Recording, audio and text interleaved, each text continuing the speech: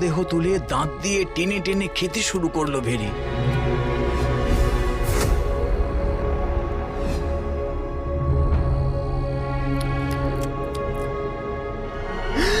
ও বাগো, এ তো মানুষ নয়, পিশাচ! কি সর্বনাশ! আমি একটা পিশাচকে বিয়ে করেছি। ও যদি আমাকে দেখে ফেলে তাহলে আমাকেও... না না, আমাকে পালাতে হবে, পালাতে হবে, পালাতেই হবে। কোনো কিছু না বলে দৌড় দেয় আরং। ঘরে ফিরে অপেক্ষা করে বউয়ের জন্য। বাড়ি ফিরতেই জানতে চায়, তুমি এত রাতে কোথায় গিয়েছিলে? বাইরে হাওয়া খেতে। মিথ্যে কথা!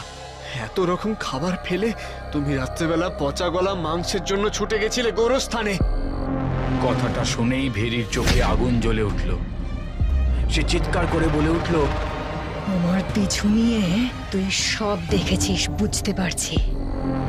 খুব কৌতূহল না? খুব কৌতূহল তোর। এবার তার ফল ভোগ কর।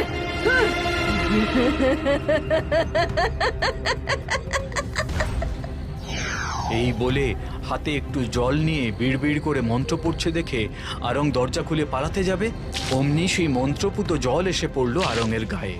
আর আরং কুকুর হয়ে উঠতে